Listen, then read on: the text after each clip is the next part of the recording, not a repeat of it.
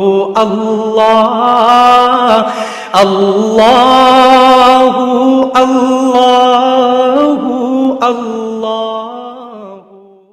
بسم اللہ الرحمن الرحیم۔ آج ہم انشاءاللہ غسل سے متعلق کچھ احکام پڑھیں گے، چونکہ ہمارے ابھی طہارت کا ہی باب چل رہا ہے۔ غسل کب فرض ہوتا ہے اور غسل کا طریقہ کیا ہے۔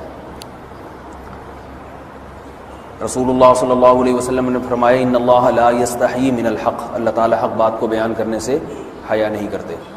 تو غسل کے جو مسائل ہیں ان میں بھی بعض دفعہ کچھ ایسی باتیں آتی ہیں جو بظاہر حیا کے خلاف ہیں، لیکن علم کی ایک بات ہے، سیکھنے اور سکھانے میں حیا اگر کریں گے تو پھر ظاہر ہے ساری زندگی جاہل ہی رہے گا انسان۔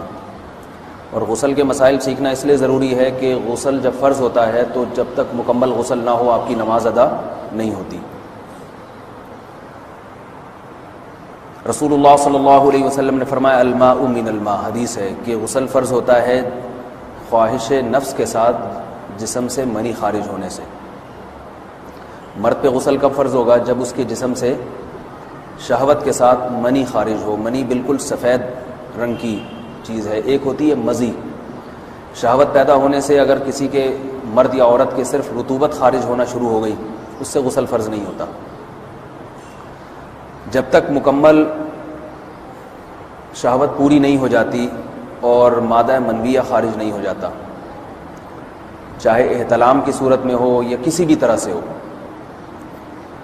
مردوں کے ساتھ چونکہ یہ بہت زیادہ ہوتا ہے، نائٹ فال کی صورت میں مردوں پر غسل کی یہ صورت بہت زیادہ فرض ہوتی ہے۔ جیسے ہی بلوغت ہوتی ہے تو احتلام شروع ہو جاتا ہے، ہفتے میں 1 دفعہ 2 دفعہ 3 دفعہ، بعض نوجوانوں کو روزانہ بھی 2 دفعہ ہوتا ہے،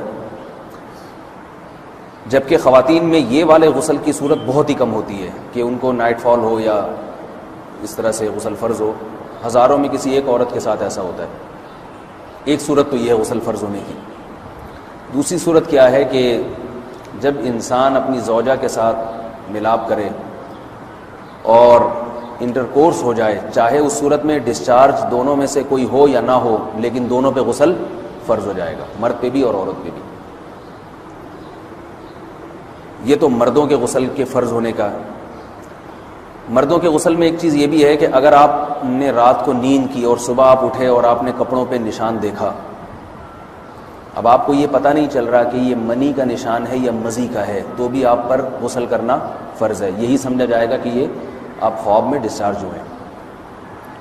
عورت پر جو غسل فرض ہوتا ہے ایک اور صورت میں ہوتا ہے کہ جب خواتین کو ایام آنا بند ہو جاتے ہیں، حیض یا نفاس سے جب پاک ہو جائیں تو بھی ان پہ غسل فرض ہے۔ یہ تو غسل کی فرضیت سے متعلق احکام تھے۔ کچھ چیزیں ایسی ہیں جن میں غسل سنت ہے، فرض نہیں ہے۔ جمعہ کے دن غسل کرنا رسول اللہ صلی اللہ علیہ وسلم نے بہت زیادہ تاکید کی ہے۔ سنت کی 2 قسمیں ہیں، سنت مؤکدہ اور سنت غیر مؤکدہ۔ مؤکدہ وہ ہوتی ہیں کہ جن کو چھوڑنے کا اگر کوئی معمول بنا لے تو گناہ کا خطرہ ہے اور ایسا شخص قابل ملامت ہے، اسے شریعت ملامت کرتی ہے، برا بھلا کہتی ہے۔ تو غسل سنت مؤکدہ ہے ہفتے میں 1 مرتبہ، چاہے جمعے کے دن ہو یا کسی بھی دن ہو۔ جو مسلمان ہفتے میں 1 دفعہ بھی نہیں نہاتا، وہ کتنا ہی نیٹ کلین ہو، مگر شریعت کی نظر میں وہ قابل ملامت ہے، اسے تانے دینے چاہیے کہ شرم نہیں آتی، ہو مسلمان مگر رہتے ہو بھنگیوں اور چماروں کی طرح۔ ملامت تو اسی کو کہتے ہیں نا۔ اس کی دلیل رسول اللہ صلی اللہ علیہ وسلم نے فرمایا، صحیح حدیث ہے، حق علی کل مسلم ان یغتسل کل اسبوع مرۃ، کہ ہر مسلمان پر لازم ہے کہ وہ ہفتے میں کم از کم 1 مرتبہ غسل کرے۔ ہر مسلمان پر لازم ہے، چاہے اس پہ غسل فرض نہ بھی ہو۔ اور کس دن بہتر ہے؟ جمعہ کے دن۔ نبی صلی اللہ علیہ وسلم نے حکم دیا ہے کہ جمعے کے دن غسل کیا جائے۔ امام احمد ابن حنبل کا مذہب یہ ہے کہ جمعے کے دن غسل کرنا واجب ہے، صرف سنت نہیں ہے بلکہ واجب ہے، لیکن جمہور کا مذہب یہ ہے کہ سنت عمل ہے۔ غیر مسلم جب اسلام قبول کرتا ہے تو اس وقت بھی اس کے لیے غسل کرنا سنت ہے۔ جب ہم مردے کو نہلاتے ہیں تو جو مردے کو نہلائے اس کے لیے بھی خود غسل کرنا افضل ہے، سنت عمل ہے۔ عید کے دن غسل کرنا سنت عمل ہے۔ تو یہ وہ تمام مواقع ہیں جن میں غسل کرنا رسول اللہ صلی اللہ علیہ وسلم کی سنت ہے۔ غسل کا طریقہ کیا ہے؟ غسل میں 3 چیزیں فرض ہیں: منہ بھر کے قلی کرنا، ناک میں پانی ڈالنا کہ ناک کی جو نرم جگہ ہے یہ اچھی طرح تر ہو جائے، اور پورے جسم پہ ایک مرتبہ پانی بہا دینا کہ جسم میں بال کے برابر جگہ بھی خشک نہ رہے۔ یہ تو ہے فرض، یعنی یہ کام کسی نے کسی بھی طرح سے کر لیا تو غسل ادا ہو جائے گا، چاہے اس کی نیت غسل کی تھی یا نہیں تھی۔ کوئی آدمی چلتا ہوا جا رہا ہے، پھسل کے تالاب میں گر گیا، پورے غوطے کھا کے باہر نکلا، قلی کر لے اور ناک میں پانی ڈال لے تو غسل اس کا ادا ہو جائے گا۔ البتہ چونکہ نیت نہیں تھی لہذا غسل کا ثواب نہیں ملے گا، ثواب نیت کے بغیر نہیں ملتا انسان کو۔ دلائل اس کے الگ موضوع ہے کہ اس کی دلیل کیا ہے کہ بغیر نیت کے بھی غسل ہو جاتا ہے، لیکن میں نے بتایا دلائل کا سیشن نہیں ہے، اس میں پھر بات لمبی ہو جائے گی۔ تو یہ تو ہے فرض، پورے جسم پہ پانی بہانا، کلی اور ناک میں پانی۔ سنت طریقہ کیا ہے؟ رسول اللہ صلی اللہ علیہ وسلم غسل کیسے کرتے تھے؟ سنت طریقہ جس پہ جو اختیار کرنا چاہیے وہ طریقہ یہ ہے کہ جب آپ غسل کے لیے بیٹھیں تو سب سے پہلے وہ جگہ دھوئیں جہاں نجاست اور ناپاکی لگی ہوئی ہے۔ نائٹ فال ہوا، کسی کو احتلام ہوا، تو جہاں جہاں گندگی لگی ہے پہلے اس جگہ کو دھوئیں، استنجا کریں، شرمگاہ کو دھوئیں اچھی طرح، سمجھ رہے ہیں بات کو؟ اس کے بعد ہاتھ دھوئیں اور مکمل وضو کریں جیسے ہم عام حالات میں وضو کرتے ہیں۔ مکمل وضو کرنے کے بعد دائیں کندھے پہ پانی ڈالا، لیفٹ سائڈ پہ پانی ڈالا۔ پہلے زمانے میں تو چلو سے غسل ہوتا تھا، ہاتھ دھو لیے تو اب چلو سے پانی لے کے یہاں ڈالا جا رہا ہے، چلو سے پانی لے کے یہاں ڈالا جا رہا ہے، پورے جسم پہ ملا جا رہا ہے، اور چلو سے پانی لے کے 3 دفعہ سر پہ ڈالا جا رہا ہے۔ تو آج کل چلو ولو تو ہے نہیں، شاور کے نیچے جا کے کھڑے ہو جاتے ہیں، تو اس میں یہ کہ شاور کھولیں اس کے نیچے کھڑے ہو جائیں، سارے چلو اس میں خود بخود ہی ہو جائیں گے، پورے جسم پہ پانی بہہ جائے گا۔ نبی صلی اللہ علیہ وسلم کے دور میں یہ جدید چیزیں نہیں تھیں، شیمپو اور صابن، تو آپ صلی اللہ علیہ وسلم بیری کے پتوں سے غسل کی ترغیب دیا کرتے تھے۔ بیری کے پتوں کو اگر پانی میں پکایا جائے تو پانی میں میل کچیل صاف کرنے کی صلاحیت بہت بڑھ جاتی ہے۔ ہمارے زمانے میں اس تکلف کی ضرورت نہیں ہے، صابن ملتے ہیں اس سے نہا لے آدمی، نہایا کریں، بہرحال کہنے کا مقصد یہ آپ لوگوں سے۔ تو یہ سنت طریقے سے غسل ہو جائے گا آپ کا، سمجھ رہے ہیں بات کو؟ سب سے پہلے استنجا کیا، اس کے بعد وضو کر لیا، اس کے بعد غسل کر لیا۔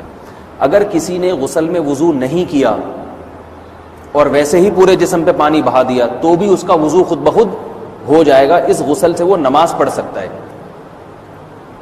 کیونکہ بعض لوگ غسل کرنے کے بعد دوبارہ وضو کر رہے ہوتے ہیں، اس کی ضرورت نہیں ہے، کیونکہ جب غسل کرتے ہیں تو وضو والے اعضاء تو خود بخود اس میں دھل جاتے ہیں۔ یہ ہے غسل کا طریقہ۔ وضو کیسے ٹوٹتا ہے؟ جن چیزوں سے غسل فرض ہوتا ہے ان چیزوں سے وضو تو بہرحال ٹوٹتا ہی ہے، اس کے علاوہ بھی وضو ٹوٹتا ہے۔ اس سے پچھلے لیکچر میں نے کچھ تفصیل بتائی تھی کہ نجاست جسم سے کہیں سے بھی خارج ہو جائے یا نجاست نکل کے بہہ پڑے، اگر قضائے حاجت کی جگہوں سے نجاست خارج ہوئی ہے تو نظر بھی آ جائے وضو ٹوٹ جائے گا، اور قضائے حاجت کے علاوہ جگہوں سے اگر نجاست خارج ہوئی ہے، خون وغیرہ ہے جیسے، تو جب تک نکل کے بہے گا نہیں تو اس وقت تک وضو نہیں ٹوٹے گا۔ سمجھ رہے ہیں بات کو؟ وضو کا طریقہ کیا ہے؟ سب سے پہلے دونوں ہاتھوں کو دھویا جائے، 3 دفعہ کلی کی جائے، مسواک کی جائے، 3 دفعہ ناک میں پانی ڈالا جائے، پھر پورے چہرے کو، پیشانی یہ جو ہے جہاں سے پیشانی ہماری شروع ہو رہی ہے اور تھوڑی کے نیچے، تھوڑی جہاں ختم ہو رہی ہے، اور ایک کان کی لو سے دوسرے کان کی لو تک 4 اعضاء ہیں وضو میں دھونا فرض ہیں۔ 1 چہرہ، نمبر 2 بازو، نمبر 3 سر کا مسا، چوتھائی سر، اور نمبر 4 پاؤں کو دھونا۔ اس کی دلیل قرآن مجید کی مشہور آیت ہے فَاغْسِلُوا وُجُوهَكُمْ وَأَيْدِيَكُمْ إِلَى الْمَرَافِقِ۔ اللہ فرماتے ہیں ایمان والو جب نماز کا ارادہ ہو تو اپنے چہروں کو اور اپنے ہاتھوں کو دھو، سر کا مسا کرو اور پاؤں کو ٹخنوں سمیت دھو۔ دھونے کا حکم ہے قرآن مجید میں۔ البتہ سر کے بارے میں یہ نہیں ہے پورے سر کا مسا کرو، بلکہ آ رہا ہے وَامْسَحُوا بِرُؤُوسِكُمْ، با کا لفظ ہے، با آتی ہے تبعیض کے لیے کہ سر کے بعض حصے کا مسا۔ اب بعض حصے کا قرآن حدیث میں کہیں تذکرہ نہیں ہے، تو اس میں فقہاء کرام کے اجتہادات ہیں۔ امام شافعی فرماتے ہیں تھوڑا سا بھی ٹچ کر لیا سر کو ہو جائے گا، امام ابو حنیفہ فرماتے ہیں نہیں کم از کم 1/4 کا ہونا ضروری ہے۔ سب کے اپنے اپنے دلائل ہیں، ان دلائل میں میں نہیں جاتا۔ فقہ حنفی کو جو فالو کرنے والے ہیں تو ان کو چاہیے کم از کم 1/4 سر کا مسا، یہ فرض ہونے کے لیے ضروری، مگر سنت کیا ہے؟ پورے سر کا مسا۔ نبی صلی اللہ علیہ وسلم دونوں ہاتھوں کو بھگو کے پورے سر کا مسح کرتے تھے ایسے.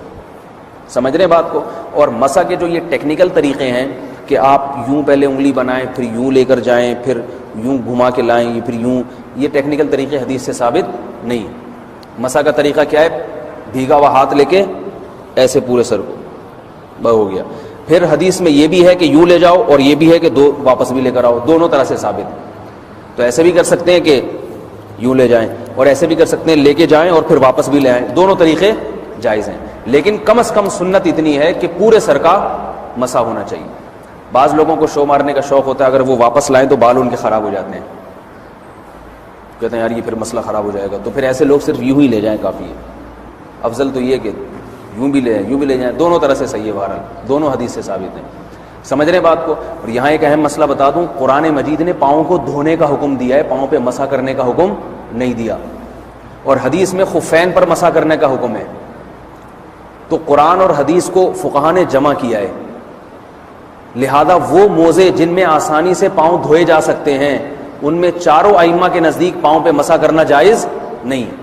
سعودی عرب میں جو بعض سلفی حضرات اور یہاں ہمارے ہاں بھی اہل حدیث حضرات نے عام موزوں پر بھی جو مسح کی ایک روایت ڈال دی ہے، اسلاف میں، تابعین، تبع تابعین میں اور چاروں ائمہ کے مذاہب میں اس کا ثبوت نہیں ملتا. اگر اسلاف میں کوئی قائل بھی ہے تو ایک شاذ قول، اکا دکا قول ملتا ہے، ورنہ یہ ائمہ اربعہ کے مذہب کے خلاف ہے. اور جو احادیث جو نقل ہوتی ہیں صحیح سند کے ساتھ ان کے بھی خلاف اور قرآن کی آیت کے بھی خلاف ہے. اس لیے کسی نے عام ساکس پہ اگر مسح کر لیا، جو عام طور پہ آفس پہن کے جاتے ہیں لوگ، اس میں تو پاؤں، آپ اگر ساکس کو پانی کے نیچے رکھیں پورا پاؤں دھل جائے گا آرام سے. تو وہاں کیا ہو رہا ہے کہ قرآن مجید کے حکم کی مخالفت لازم آ رہی ہے، آپ پاؤں دھو نہیں رہے. تو اس لیے ہم یہ سمجھتے ہیں کہ اس صورت میں نماز ادا نہیں ہوگی. سعودی عرب میں بعض سلفی حضرات نماز پڑھاتے ہیں، وہ ایسے ہی کرتے ہیں کہ عام ساکس پہ مسح کر کے نماز پڑھا لیتے ہیں. تو فتویٰ اسی پر ہے کہ ان کی اگر کسی کو یقین ہے کہ اس نے عام ساکس پہ مسح کر کے نماز پڑھائی ہے تو اس کے پیچھے نماز ادا نہیں ہوگی، کیونکہ قرآن کے مطابق اس کا وضو ہوا ہی نہیں ہے. صدیوں تک کوئی بھی اس قول کا قائل نہیں رہا ہے کہ عام ساکس پہ بھی مسح ہو جاتا ہے. یہ ابن تیمیہ رحمہ اللہ تعالیٰ 7ویں صدی میں اس کے قائل تھے، اور تابعین میں اکا دکا قول ملتے ہیں اس کے، لیکن شاذ قول ہیں، مرجوح قول ہیں جن پر امت نے فتویٰ نہیں دیا. اور اب سعودی عرب میں بعض سلفی حضرات اس کے قائل ہیں. ہمارے ہاں اہل حدیث حضرات بھی چونکہ اکثر سعودی عرب کے سلفی حضرات ہی کو فالو کرتے ہیں تو انہوں نے بھی وہیں سے یہ فتویٰ لیا ہے. لیکن ائمہ اربعہ کے مذہب میں اور دلائل کے لحاظ سے دیکھا جائے تو یہ مذہب کمزور ہے. قرآن نے پاؤں کو دھونے کا حکم دیا، آپ دھوئیں گے پاؤں جب تک دھونا ممکن ہے. چمڑے کے موزے ہیں ان کو دھونا ممکن نہیں ہے اتارے بغیر، لہذا ان موزوں کے اوپر مسح ہو جائے گا. تو اس سے قرآن پر بھی عمل ہو جائے گا اور حدیث پر بھی عمل ہو جائے گا. اس لیے ائمہ اربعہ نے جو قرآن و حدیث کو سمجھ کے جو فیصلہ کیا ہے اس پہ چلنا ہمارے لیے زیادہ مفید ہے بنسبت آج کل کے جو علماء ہیں ان کی اپنی ذاتی آراء پر. اس لیے یہ بھی ایک وضو سے متعلق اہم مسئلہ تھا. سمجھ رہے ہیں؟ باقی تو ماشاءاللہ وضو کرنا سب کو آتا ہی ہے. اور وضو کے بعد دعا کیا ہے؟ کلمہ شہادت، اشہد ان لا الہ الا اللہ وحدہ لا شریک لہ اشہد ان محمدا عبدہ ورسولہ اللہم اجعلنی من التوابین واجعلنی من المتطہرین. اے اللہ تو مجھے بار بار توبہ کرنے والوں میں شامل کر دے اور بار بار پاکیزہ رہنے والوں میں شامل کر دے. توبہ اس لیے کہ میں نے ظاہری طہارت تو حاصل کر لی، مجھے روحانی طہارت بھی عطا کر دے. اگر میں نے گناہ کی ہوں تو مجھے ان سے بھی توبہ کی توفیق عطا فرما لے تاکہ اس لحاظ سے بھی میرا وضو ہو جائے، اس لحاظ سے بھی میں پاک ہو جاؤں. سبحانک اللہم و بحمدک، نشہد ان لا الہ الا انت، نستغفرک و نتوب الیک.